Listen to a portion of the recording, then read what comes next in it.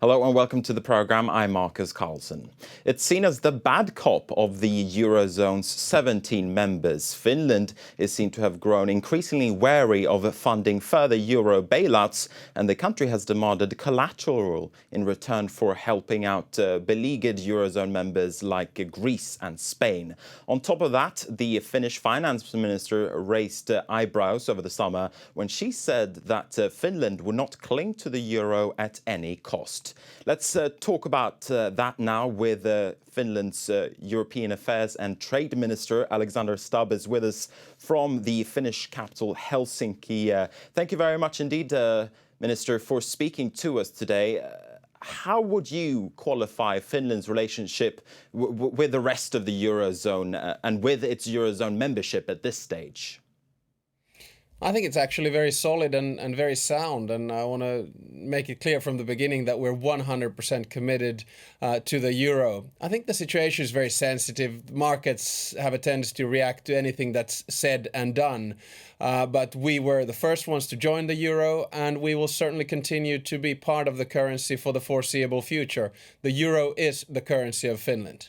But Finland, for instance, has seemed to have taken an even tougher line against weaker Eurozone members than, for instance, Germany. And the focus has been on Germany for quite some time. Why do you think that is, that Finland has taken this tougher line?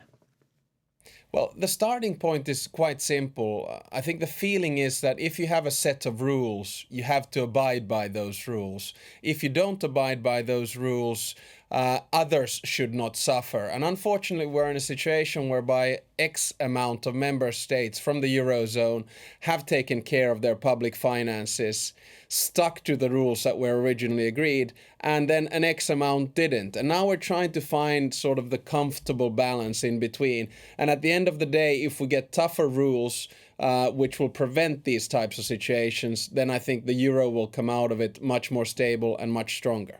Now, there has been much talk of a Fixit or of Finland exiting the Eurozone. Now, you say that Finland is committed to the single currency, but if the crisis continues, can't you foresee a future where Finland could exit? Is that such an unfeasible idea at this stage? I think the idea is completely unfeasible, and I think Fixit is actually utter rubbish, unless Fixit means that let's fix the euro problem.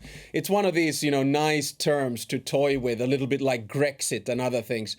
I mean, I can only say from my own behalf and from my government's behalf that we're working 100% to try to solve a difficult situation, and all kinds of other speculation, I would argue, it's unnecessary. I'm sure it's fun to do, but it's got nothing to do with reality. Finland is completely committed to continue as a member of the euro. But I was referring to your finance minister, Jutta Urpilainen, before, and her reference to the fact that Finland is not committed or may not stay in the Eurozone at any cost. And also your foreign minister has said that Finland is making at least some plans if indeed the Eurozone was to fall apart. It seems as if they're not in the same boat as you are. They don't agree with you.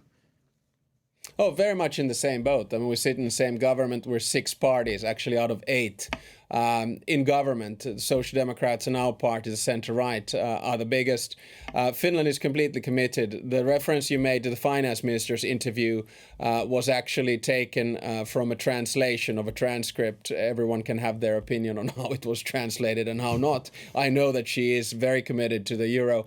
And then, of course, the foreign minister's statements were not against the euro as such. But the government has made it clear for a very long time that we're 100% committed to the eurozone. But as I said, the debating culture in Europe is nowadays such that it's very sensitive to talk about the euro.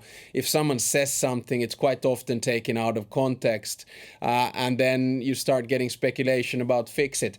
I just personally don't think that's helpful at all.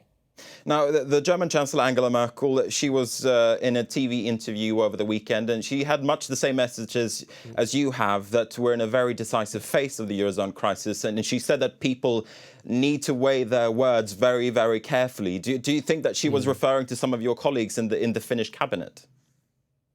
Oh, just in general, I think. I mean, the truth is that we live in the European Union of 27 member states. Nowadays, local politics is national politics and national politics is European politics. We used to not talk about European affairs, but now Europe is on the lips of everyone. And quite often, of course, when you have, say, 27 governments with, say, 20 government ministers per member state, you have a lot of talk. And a lot of talk taken out of context can cause damage to the euro area. Am I trying to say here that we should all be quiet? No, not at all. I just think we need to be sensible, we need to be responsible, we need to be calm, and we need to be collected. Because right now we've created what I would call a negative spiral. And by that I mean that first, politicians make statements. Second, media interpret those statements. And thirdly, markets react to them. And we are in a vicious circle, and we kind of need to get out of that and consider that, well, we've been in this crisis since Lehman Brothers 2008, but more specifically in the eurozone since 2010. And all things considered, I think we've managed it, I hesitate to say this and I say it carefully, fairly well. Now, you say that we need to get out of this spiral, but just how do we get out of the spiral? Because we're still 2 years after Greece had to accept a bailout. We're still talking about bailouts. For instance, Spain is up for discussion. How do we get out of this spiral then? Well, two things we need to do. First one is short-term measures, and we've been trying to take short-term measures for the past few years.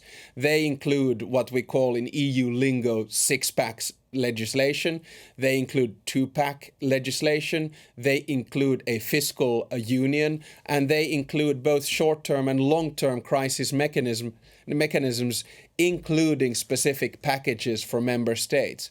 All of this is short term, and it's what I call first aid. So we're putting sort of plasters on wounds, if you will. This, of course, is only short term to calm down the markets. The second set of measurements that we need to do is long term.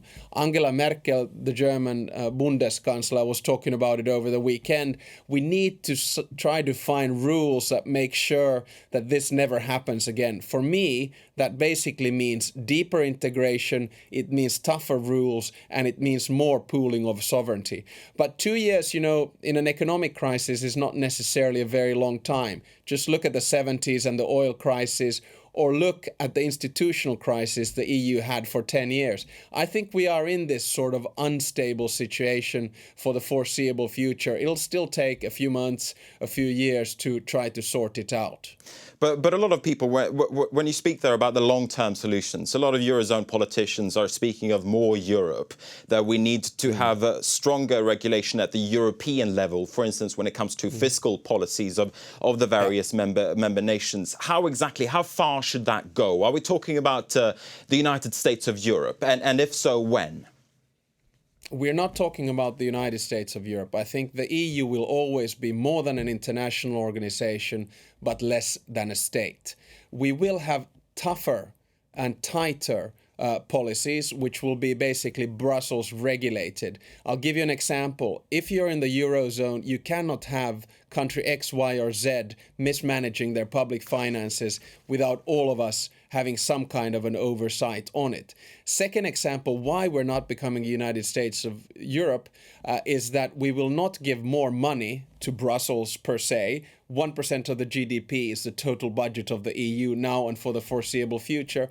And the second thing we won't give to Brussels is the right to tax, and certainly not the right to decide where to put taxed money. So in that sense, what we're trying to do is have tougher rules, pool sovereignty more, and I think that's where it'll basically stop. Now, there are reports that Germany is pushing for yet another treaty change with tougher regulation and fiscal oversight than the fiscal compact that Eurozone leaders agreed on earlier this year. Is that correct? Is Germany making those kinds of moves? Well, I think Germany is very serious about getting tougher rules for the future. They've done it already in a lot of the secondary legislation. And of course, they were the engine behind the fiscal compact or fiscal union which was created, and that was very good. And now we need to start looking very carefully whether we want to take further steps, and if so, what those steps will be. And I think this autumn, September, October, November, come into December, we'll probably have a clearer picture what can be done without treaty change and what requires treaty change. My argument is that we need tougher, tighter rules, more pooling of sovereignty, so as to avoid this type of a situation. And the bottom line is you cannot have monetary union without an economic union. And I think that's what the Germans are pushing for. But how do you explain this to your fellow Finns? I mean, they are seeing the eurozone in trouble at this stage, and they think that they are paying for this trouble at this stage.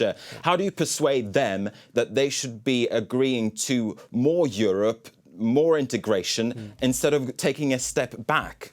It doesn't seem logical for them to take this even further. Yeah, I try to say two things. The first one is I fully understand the frustrations of the citizens of those countries that have taken care of their public finances.